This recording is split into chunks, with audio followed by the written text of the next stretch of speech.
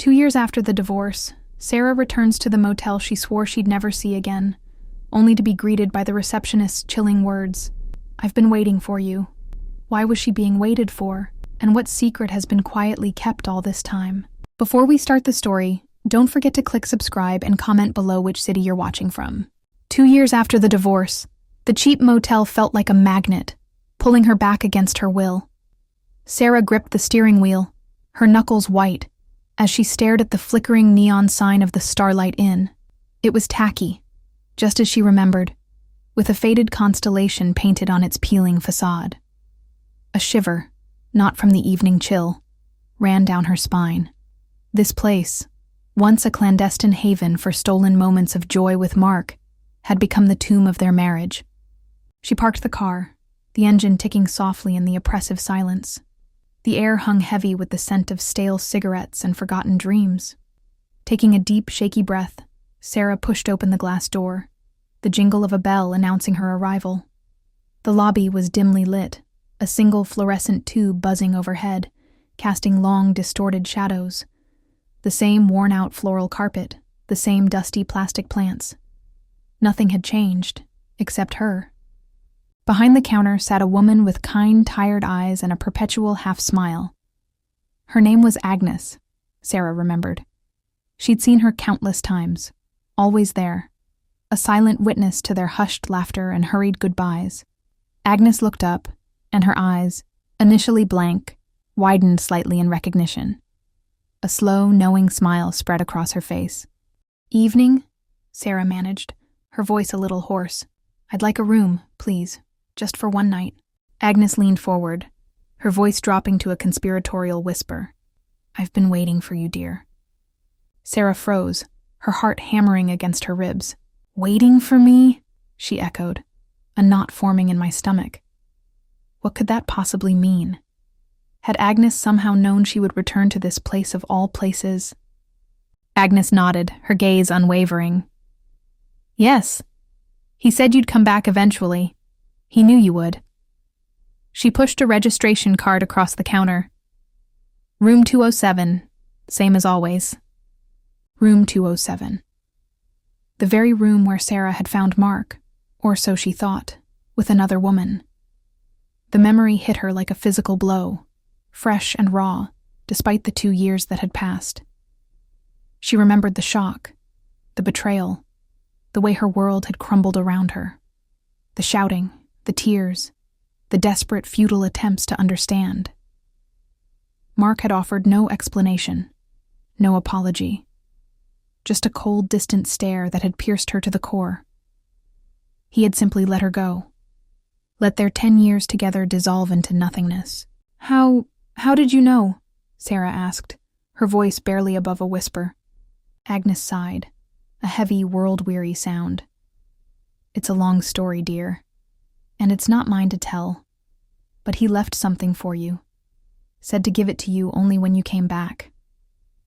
She reached under the counter, pulling out a thick, cream-colored envelope. It was addressed to "My Sarah," in Mark's familiar, elegant handwriting. Sarah's hand trembled as she took the envelope. It felt heavy, pregnant with unspoken words. "What is this?" she asked, her voice cracking. "Go to your room, dear," Agnes said gently, her eyes filled with an unreadable sorrow. "You'll understand everything once you read it." Sarah numbly took the key and walked down the familiar corridor, her footsteps echoing in the silence. Room 207.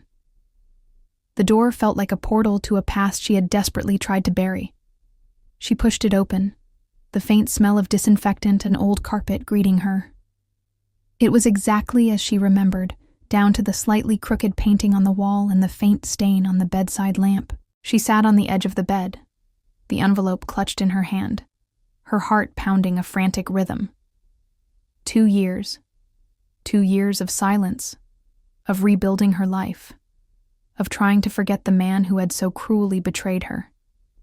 She hadn't seen him, hadn't spoken to him, hadn't even heard a whisper of his existence since the day their divorce was finalized.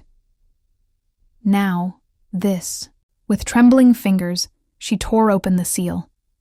The paper was thick, slightly aged and filled with Mark's distinctive script.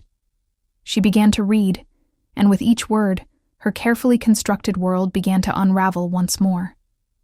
My dearest Sarah, if you are reading this, it means I am no longer with you. I am so sorry. I know this will be a shock, and I know you must hate me for what I did, for how I ended things. But please, try to understand. I had no other choice. Do you remember that day, 2 years ago, in this very room, the day you walked in and found me? You thought I was cheating. I let you believe it. I needed you to believe it. It was the only way I knew how to make you leave. I was diagnosed with an aggressive form of pancreatic cancer 6 months before that day. The doctors gave me a year, maybe a year and a half at best. I saw what was coming. The pain, the weakness, the slow, agonizing decline. I couldn't bear the thought of you going through that with me. You, my beautiful, vibrant Sarah, deserve so much more than to watch me waste away. I tried to think of a way to push you away, to make you hate me enough to leave without looking back. The affair? It was a setup. The woman, she was an actress I hired. She didn't know the full truth, only that I needed her to play a part. I knew you'd come looking for me that day.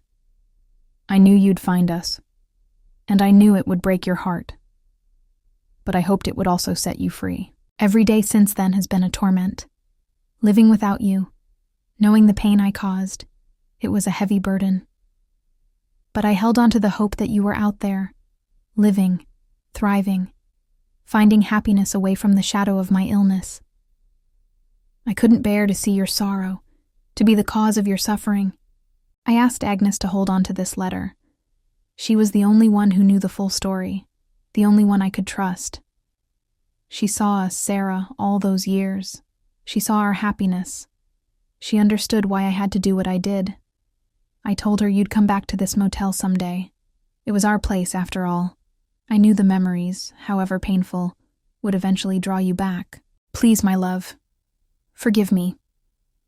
Forgive me for my cowardice, for my deception, for breaking your heart to save you from a different kind of pain. I wanted you to remember me as a villain, not as a victim. It was easier that way, for both of us. Now that you know the truth, I hope you can find some peace. Don't mourn me. Live. Live fully, beautifully, without regrets. Find love again. A love that is unburdened by sickness or sorrow.